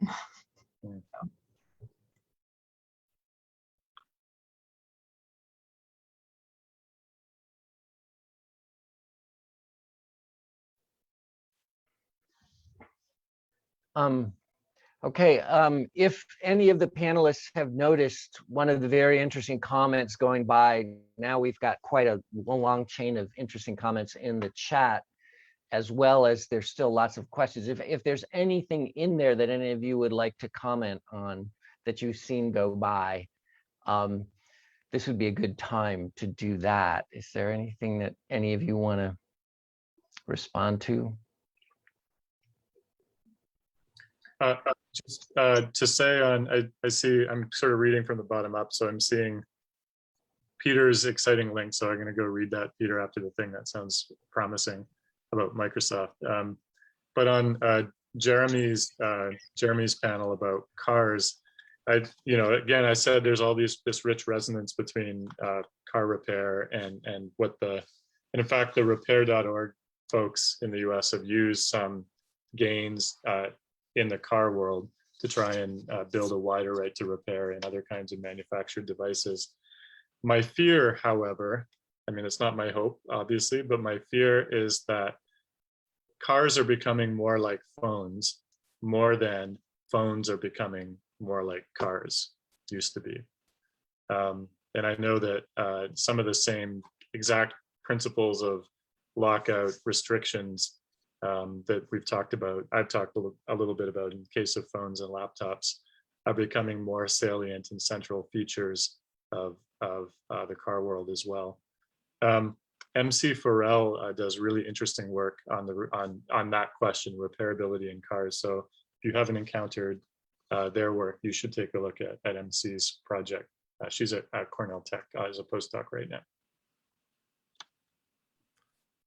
And I would just say that I was particularly, I thought David Nemmer's comments on the right to repair is like the only way to survive in some places, as in the favelas or in Appalachia. I think that's really a resonant comment. And I think that suggests a whole other realm of or mode of legal reform to say, like if someone needs to do something for their livelihood or to basically keep, that should be exempt. So that I think is a really important contribution.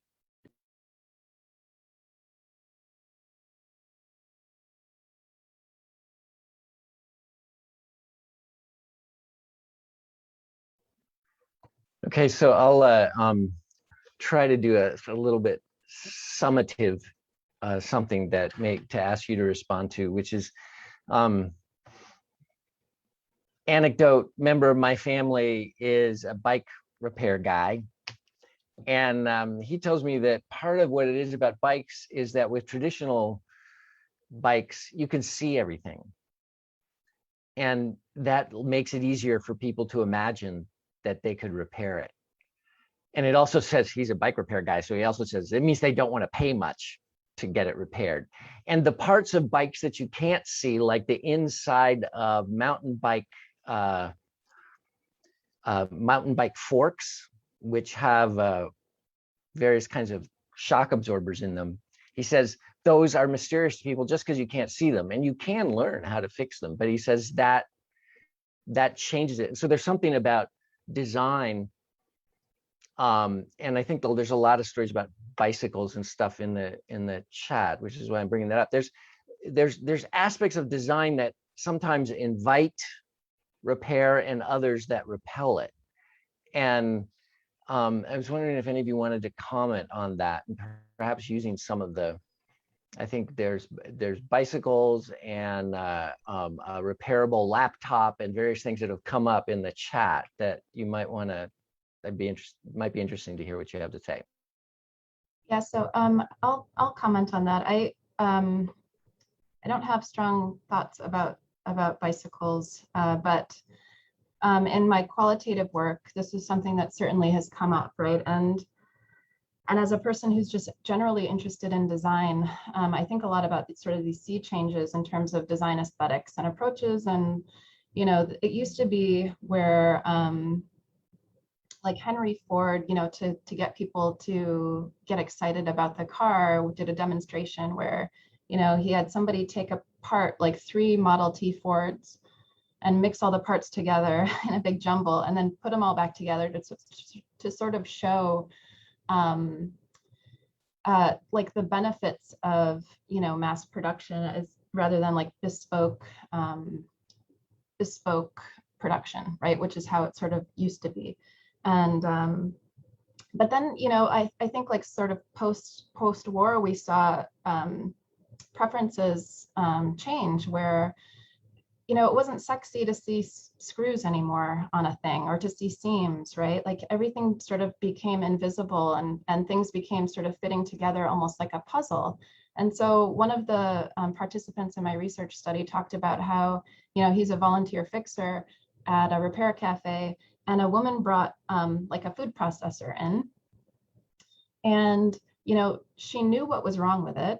She'd watched YouTube videos. She had like the grease she needed to sort of try to fix it, but she couldn't like solve the puzzle of figuring out how to actually get into the thing because the components are hidden. Like it's, so part of it is I think a design aesthetic. Like we have sort of shifted from like big bulky things that are apparent to us in the ways that they're manufactured, and to like these very sort of sleek, you know, things from the future where it just seems like it's just sort of plopped down from outer space as a fully formed object.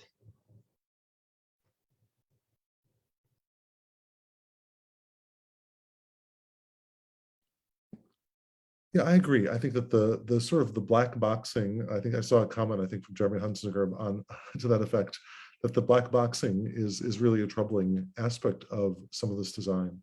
And, you know, and I think part of patent law, the upside of patent law is the idea of things being patent as opposed to latent, right? The patently obvious, right? You know, that there's and I think that is in a lot of my work, I've attacked trade secrecy as a problem, you know, but trying to keep things secret via trade secrecy. And I think perhaps one of the solutions is to help channel more innovations toward patent, where the idea is maybe you get to the exclusive rights for a certain term of years, but after that, anybody can build on top of it. So that may be an answer too.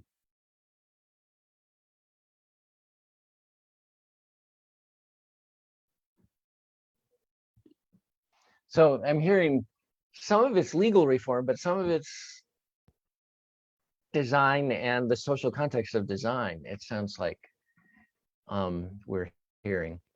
So I think in the questions, there's so much, but one of the things I heard discussed is, I see discussed a couple times, is the question of time and the organization of time and how that relates and either gets in the way of repair or supports it. Because there is something about the organization of time today where it's like, where do I find the time to sit down and figure out how to repair my blender? And that might be a symptom of something. And so anyone want to comment on that? Tom, is the point about time busyness and kind of lack of time to engage in this kind of thing? With I think as I understand it, it's and then questions about what are we doing that are making us feel like we don't have the time? What have we done to ourselves? There's a kind of larger question about the organization of and use of time that's behind that, maybe. Yeah, I mean, I know that it's not at all a representative sample, and I don't want to pretend this is like a mass movement just about to burst or anything. The people who engage in, and again, we should separate out the livelihood repairers we've worked with in Bangladesh and Uganda are doing it. I mean, this is their livelihood. They're doing it as a job. But when I think about the amateur repair movements, everyone who engages, and now it's self-selected obviously, but everyone who's engaging in that reports on it being time very well spent and time that does many things. So it's fixing, it's fixing objects, but it's doing many other things. It's building a community fabric. It's exercising and practicing a skill. It's learning. It's learning a form of science and engineering that maybe was not available to them before. So yeah, I don't know how to solve the time problem other than to say that, I think some of the ways we model or fail to model repair activities has also generational and educative effect, right? So the fact that we don't address, to my knowledge at all, repair in sort of lower levels of schooling in an explicit way, has implications for then how students value time, right? And the time to be spent on certain things, right? When they encounter, let's say, computer science for the first time in high school, probably many of them, they hear computer science and they see code. It's all they see, right? Just lines of code. They learn to program. They don't actually understand that computers are things that have physical presence in the world, that, as Alissa lays out really beautifully, that come from flows of material objects through the world. And so that physical dimension and the fixing dimension is just not present at the first encounter at all. And in fact, as I said, many people go all the way through graduate, undergraduate and even into graduate degrees in technical fields, never really encountering or thinking about the physicality of the things that they're doing, or encountering repair as a practice that's actually an important part of the technology world. I think those comments are spot on, and I would just add one additional thing, which is, I think that right to repair is not going to succeed in convincing everybody to fix their own stuff, right? Like, that should not be the goal. People should be able to do that if they wish, but what we want is for repair to be an option, to be an affordable option, to not be closed out. And so, in terms of the time question, or in terms of interest, or whatever it happens to be, like, we can't expect everybody to decide that they want to learn how to fix all their stuff. But I think what we need is to be able to have economies of skilled repair workers who are able to do that work for people, for those people who are not going to do it themselves. And that's also what the right to repair movement, I think, is pushing for.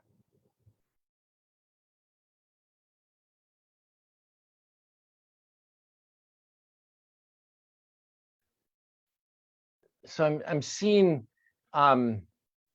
fairly detailed discussions of particular laws in different countries going on in the chat, and I think there may have been some comments in the Q&A as well. And to be honest, they're beyond me, but they may not be beyond our panelists who are more familiar with the laws in question. And so I'm wondering if any of you have had a chance to take a look at the chat and to see if you can weigh in on, I think there's a question of German patent law and some other things going on over there.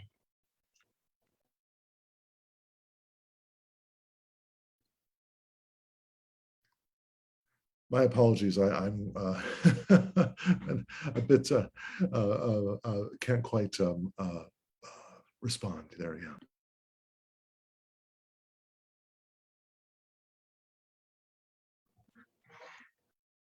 I think one of the questions concerns compulsory licenses for non-working devices. So you can buy a license, I guess, in some parts of the world, if your stuff is broken, to get what you need to fix it.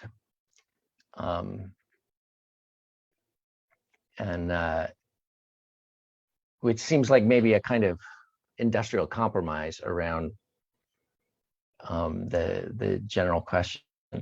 But this relates to the I don't know the specific question about German patent law and sort of the use it or lose it kind of provisions that seem to be a part of it, maybe. But the question about access to access to things as a responsibility of manufacturers, tools, components for some period of time. I do think that's one of the most interesting and creative components of that French law that I mentioned. And that's, again, that's it's considered that is an imposition of a burden or responsibility of manufacturers. That's part of the thing, right? If you're going to make and sell a thing, part of your responsibility in entering into the market is to make sure that that thing has some minimal viability for a given period of time, right? To avoid the scenario where people manufacture something, they're the only ones maybe that have the ability under patent law to produce the parts. They choose not to produce the parts for whatever reason, and then the device is bricked essentially. So I think that's actually this. I guess this is a version of the time question, a different version of the time question we were asking earlier. But I think that's actually a really, in my mind, that's actually one of the most interesting and promising. I'm not sure how feasible, but when I think about like smart legislation, that strikes me as a really smart piece of legislation.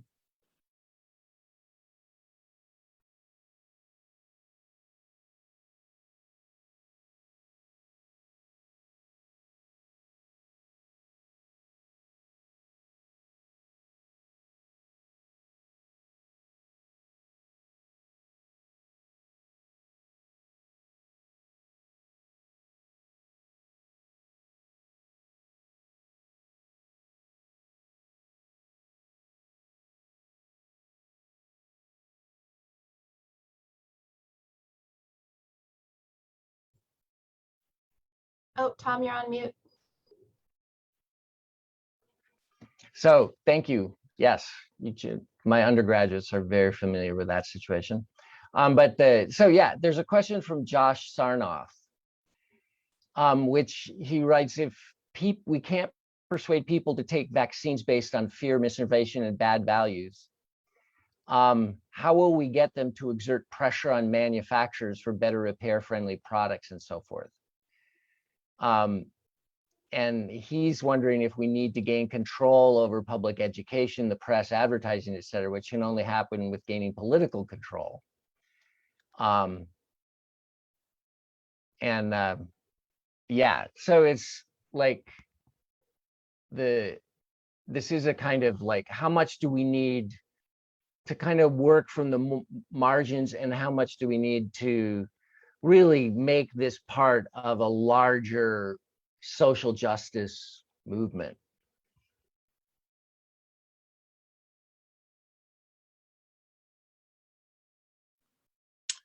I'm sure I can't answer that question, but I would say to the public education pieces within it, what I would say is that, and this is maybe a force to be leveraged, so to the extent that people seem more and more enthusiastic about introducing computing into earlier levels of public education, I think we should make sure that a more comprehensive and balanced and holistic version or vision of computing is shared in that world. So as I said, if we're going to teach kids to code, then let's also teach them a little bit about the physicality of the devices they're engaging. Maybe if we're going to teach them to code, we should also teach them to fix a little bit, even in some simple way. It's not a popular kind of push in education today, because my sense is that at least in the US, I think this is true in Canada too, I can't really speak to other places, is that there's been more and more value placed on the abstracted and the esoteric. Shop class has been denigrated, right? And those kinds of skills have been significantly undermined, I think, as a mode and as a moment in public education. I think that's bad for all kinds of reasons, but one of them applies to this case, is that it makes it harder to actually bring in skills like this, which I think would actually be quite central and would play an important role then in some of the larger public processes that Josh mentions as well. Okay, well, I think we're kind of reaching the end here. So let me see if any of the panelists want to either address that question or make any final comments for us. My final comment would just be, I found this very inspirational in terms of, the learnings, both from my co-panelists, from you, Tom, from and from the chat. And I think that I really had not been aware of the breadth of this as a movement. And so thanks so much. And, I think that I followed it from a more academic level, but now I'm seeing the political and cultural strands here as well, which has just been terrific. So thank you. I'd just say thank you to everyone, and Tom, you and Alissa and Allison for organizing, and Josh Lambier for organizing. The thing that I'm always sorry about whenever we have panel type things is that I see all these questions in the chat and I want to spend like half an hour talking with every person who put a thing in the chat.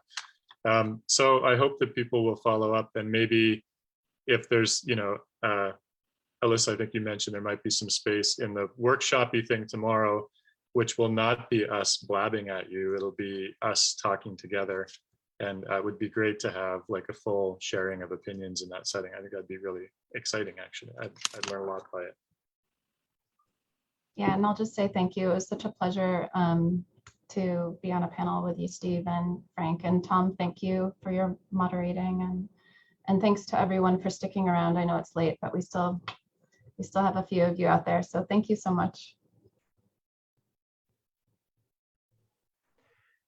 Okay, well, I think we'll wrap it up. I'll thank everyone for the wonderful presentations from our panelists, and all the participation from the audience. And I'll try to figure out a way to make sure we can kind of save the chat before it all disappears. And then I will see some of you tomorrow for the workshop. So goodbye, everybody, and thanks very, very much. Thank you. Bye.